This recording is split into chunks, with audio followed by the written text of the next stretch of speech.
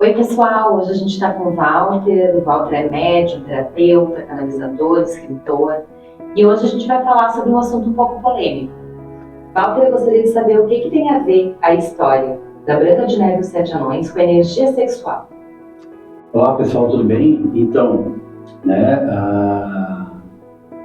uma história que parece, uma fábula de criança, que já foi, escrita como um livro infantil, filmes, desenhos animados e tudo mais, mas na verdade, para a gente que é um estudioso, dessa parte da espiritualidade, sabe que isso aí foi uma história criada, para poder, digamos assim, passar para as pessoas antigamente um conhecimento sobre o lado divino da sexualidade, A gente sabe que as religiões do passado, digamos assim, demonizaram a sexualidade humana, A história do sexo ser o pecado original, ser uma coisa pecaminosa, ser uma coisa errada, ser uma coisa ruim, incutiu na cabeça das pessoas o quê? Até o medo das pessoas falarem sobre isso. Sim, ainda tem esse tabu, Ainda tem esse tabu, tá? Ainda tem esse medo, as pessoas ainda têm esses bloqueios, Trazem no DNA ainda, esses, digamos assim, essas crenças de um passado muito antigo, tá? Então, lá antigamente, quando a igreja, ou até, digamos assim, os reis da época ali, dominavam, com mão de ferro a população, impunham crenças erradas nas pessoas, muito sobre a espiritualidade também, E essas crenças erradas sobre a sexualidade humana foram implantadas, tá? Agora, pasmem, o objetivo disso era justamente deixar as pessoas ignorantes a respeito de algo que tem um mistério espiritual por trás, digamos assim, dos mais impressionantes, dos mais importantes e dos mais poderosos para a ascensão do espírito, para a evolução do espírito. Tá? Então, o que acontece? Todos nós nascemos, através de nosso pai e nossa mãe estarem juntos, trocarem energia sexual. Então, essa energia, que é a própria energia que originou a nossa vida, pelo menos a do nosso organismo biológico, tá? Tem um mistério por trás, certo? Um mistério que tem a ver também com despertar espiritual, Isso a gente já ouviu falar também no conhecimento oriental, A energia sexual para os orientais é chamada de Kundalini, ou Mãe Kundalini, Mãe Kundalini por quê? Porque seria a mãe de todos nós, a energia que nos deu a vida, a nossa mãe, tá?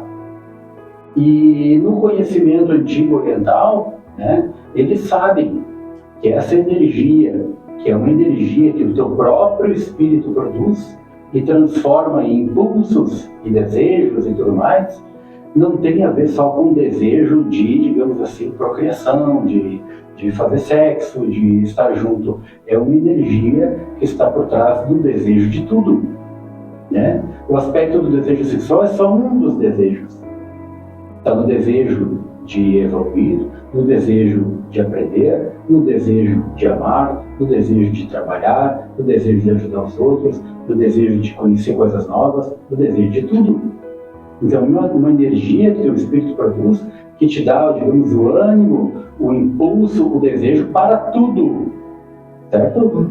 Tá? E lá atrás, as religiões quiseram, digamos assim, impedir que tu conhecesse a magia que tem por trás dessa energia que tu produz, certo? Só que os orientais, eles sabiam disso daí. Os yogis de antigamente sabiam disso aí, Inclusive que existiam técnicas de yoga, para que essa energia fosse trabalhada na coluna, Sim. É a história da, digamos assim, técnicas de yoga para que essa energia da Kundalini suba pela coluna e faça o quê? Desperte os teus centros energéticos, tá? Que é a história da ascensão da Kundalini, ascensão do espírito, tá? Então, através da ascensão dessa energia, os centros espirituais vão despertando, e aí sim o ser humano tem o quê? Abertura espiritual, né? Para escutar os espíritos, para ver o mundo espiritual, para ter sensibilidade de ver as coisas, de perceber a vida não como só matéria, mas perceber a vida também como uma outra dimensão da vida, a vida espiritual. Tá? Tanto que tu vê muitas fotos, imagens de orientais, de hindus principalmente, né, indianos, que tem um sinal vermelho na testa aqui. O que seria esse sinal? Eu já vi isso. Isso é um sinal, tá, que tem vários significados dentro das religiões na Índia, tá? Mas lá nos ancestrais, ela significa uma coisa simples. A energia sexual, que é o chakra básico, que é vermelho, conseguiu se ascensionar e chegou no centro da cabeça e expandiu. Então eu sou um ser desperto. Então o yogi que conseguiu, digamos assim, trazer o seu lado instintivo da energia e fazer ela ascensionar e ser usada para algo transcendente, espiritual, ele coloca a energia do chakra básico está a meu serviço, eu a dominei, eu sei utilizá-la, eu despertei para a espiritualidade usando essa energia, tá? E é um dos caminhos assim mais simples para tu poder alcançar o despertar espiritual. Mas não tem nada a ver com promiscuidade, com, né? É o contrário da promiscuidade. Porque a pessoa pode achar, não, ele está falando que então tem que fazer sexo com todo mundo. É o contrário da promiscuidade. A promiscuidade, o que é? É o sexo usado só para prazer físico, né? E aí nisso a consciência pode se perder naquilo, ser dominada por aquilo, né? Viciar naquele nível de atividade sexual. O que nós estamos falando aqui é entender a sexualidade como algo divino, sendo utilizada para o despertar de consciência, para uma ascensão espiritual. Só que o que acontece? As religiões no passado foram dominadas pelo negativo, pelo lado negativo das sombras, do lado espiritual, o negativo da espiritualidade, e botaram na cabeça dos dirigentes da igreja o quê? Isso aí é perigoso, porque se esses caras começarem a usar essas técnicas para despertar consciência, para poder ver o que nós estamos fazendo aqui, nós não vamos conseguir dominar. Com certeza. Então, todo o objetivo da escuridão sempre foi dominar as pessoas pela ignorância, pelo medo, pela falta de conhecimento ou pela ignorância. Então, quando eu tenho uma ignorância com relação àquilo e ainda ponho um medo dentro de mim, eu faço o quê? Eu crio uma crença limitante, eu me travo. Se alguém vir falar alguma coisa sobre mim, sobre aquilo, eu vou dizer, não, isso é perigoso, isso é coisa ruim, isso é o mal, entendeu? É tudo isso que eles querem. E aí um sentido na nossa existência, que foi colocado por Deus para perpetuar a nossa existência aqui na matéria, é tido como algo negativo, sombrio, digamos assim, perigoso. Tá? E as criaturas não conseguem entender isso e ficam com medo até de estudar sobre o assunto. Né? Conturbaram a questão sexual de tal forma que uma energia sagrada, uma energia de vida, né? Eles fizeram com que as pessoas acreditem que é uma energia ruim. Exatamente. E aí, o que acontece? Sobrou para os grupos, digamos assim, de conhecimento da época, que conheciam e sabiam que os dirigentes das igrejas, os conhecimentos, estavam deturpando tudo, né? Tudo que era sagrado, e vamos fazer o quê? Vamos inventar uma fábula, né? Para que a gente possa ensinar isso, perpetuar esse conhecimento, e a gente não ser queimado mesmo na fogueira, não ser preso, não ser banido, coisa e tal. Então, a fábula da Branca de Neve e Sete Anões tem tudo a ver com isso, tá? É só tu olhar a história da Branca de Neve. A Branca de Neve, o que é? É a mais bela, né? E pura, certo? É a representação do quê? Da energia Kundalini, da energia sexual, branca e pura, tá? E quem que tem inveja dela? Uma bruxa horripilante, ou seja, o mal, né? E o que essa bruxa horripilante dá para Branca de Neve para fazer ela adormecer? A maçã. A maçã. O que é a maçã na Bíblia? É o símbolo da cobra, da serpente, que dá a maçã para Eva, né? Ela não podia. Isso. Era um negócio que era perigoso, não podia. Entendeu? Então eles não foram expulsos do paraíso. Então a história da Branca de Neve também tem a maçã. Ou seja, olha aqui, ó, tem a ver com aquela história da Bíblia lá. É a mesma história da maçã, tá? Beleza, a história da maçã. Branca de Neve quer fugir da bruxa, né? Que a bruxa está perseguindo ela. O que ela encontra? Uma cabana. Quem que estava dentro da cabana? Os 7 anões. O que é os 7 anões na representação da espiritualidade? Os 7 chakras, os 7 sentidos da vida, os 7 níveis de consciência. O que acontece quando a Branca de Neve encontra os 7 anões? E cada anão tem uma personalidade diferente, é que nem o chakra. Cada chakra é um nível de consciência diferente. O que acontece quando a Branca de Neve entra lá? Encontra eles fazendo o quê? Os anões estão fazendo o quê?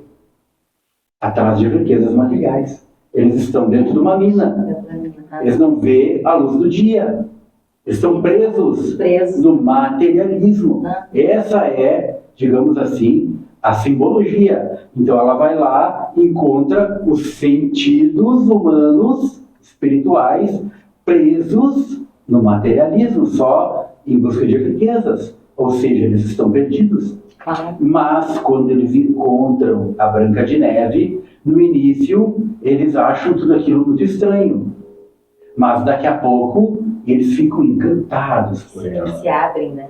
Eles ficam dominados por ela. Ela os transforma completamente. Uns são contra, outros são a favor. Eles lutam pela atenção dela, eles lutam por ela, até que ela os domina e os transforma.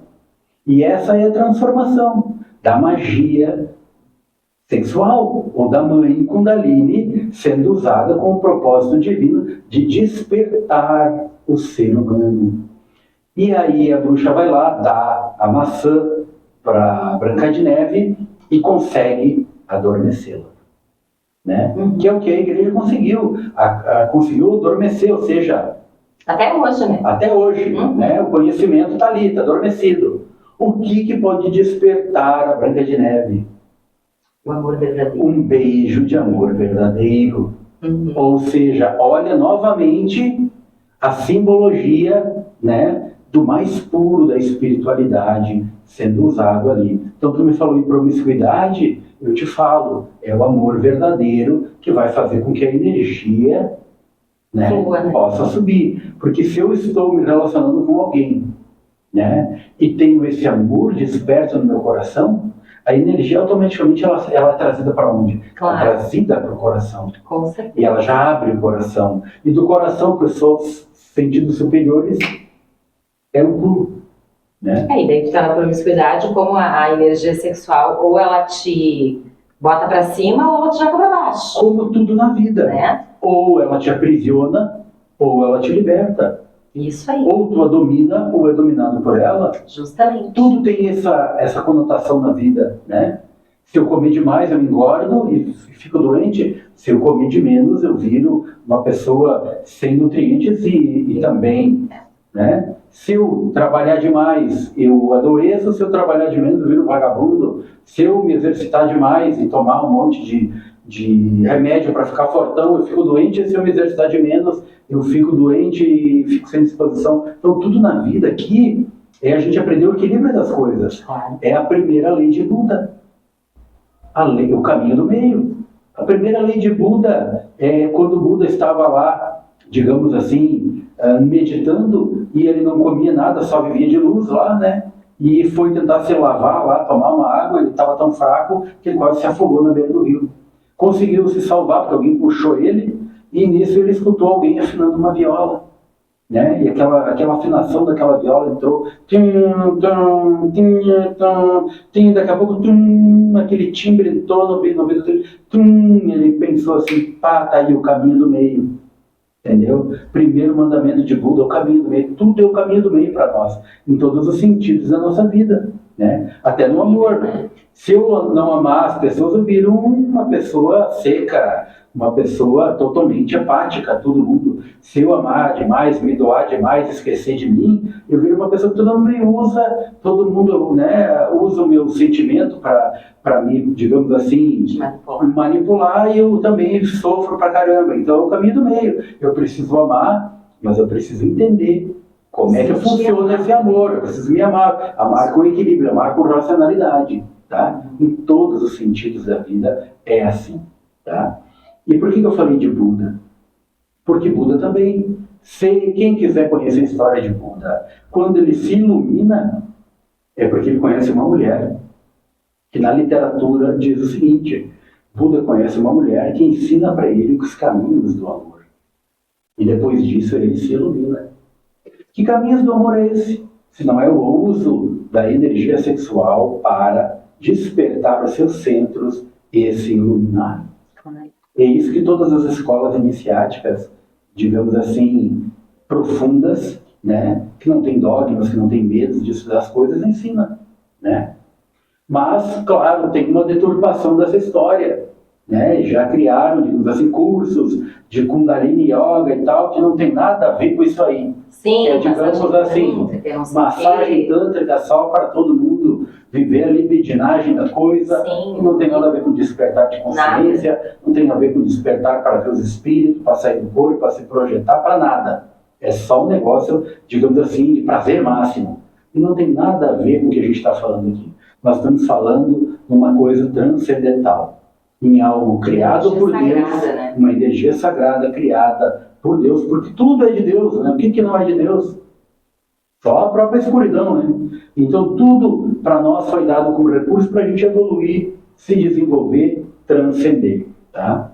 É digamos assim, uma fábula, a história da Branca de Neve e os Sete Anões, que virou livros e virou histórias infantis, porque justamente aquelas pessoas que pegaram aqueles livros, aquelas histórias de antigamente, não entenderam nada do porquê que elas foram escritas. Acharam, né, que aquilo, uma pessoa foi lá e escreveu uma historinha para crianças, né, e não entenderam o propósito de porquê que aquilo havia sido escrito, né. Numa época, digamos assim, da antiguidade, que tu não podia pensar livremente. Sim. Tu não podia falar sobre assuntos, né? E pena que isso se perdeu, né? Porque hoje em dia as pessoas veem esse desenho, no caso, né? E nem se dão conta do que é realmente. Porque a igreja na época foi sábia, né? Ela impunha isso para as pessoas que eram mais crentes, e as pessoas crentes ajudavam a policiar os outros, né? Sim. E aí a coisa era tão bem feita, manipulado, as pessoas eram tão bem manipuladas, tão bem, digamos assim, hipnotizadas por aquilo, que elas faziam aquilo em nome de Jesus. Só que Jesus nunca quis saber de nada disso aí. Jesus era o oposto disso aí, né? Sim, Jesus queria era despertar todo mundo, libertar todo mundo dessa prisão consciencial e fazer todo mundo ascensionar e não precisar mais ficar vindo aqui, encarnando sucessivamente numa roda infinita de encarnações que não acaba nunca. Entendeu? Justamente. Que bom. O nosso papo foi ótimo, Walter, te agradeço. Foi. Tá? Show de bola. Muito obrigada. Perfeito, pessoal. Quem quiser conhecer mais o meu trabalho como terapeuta, como professor de várias terapias, né? A gente vai deixar o descritivo aí do nosso site, do nosso WhatsApp aí embaixo. É só entrar em contato, a gente tem o maior prazer em conversar com vocês. Tá bom? Um abraço.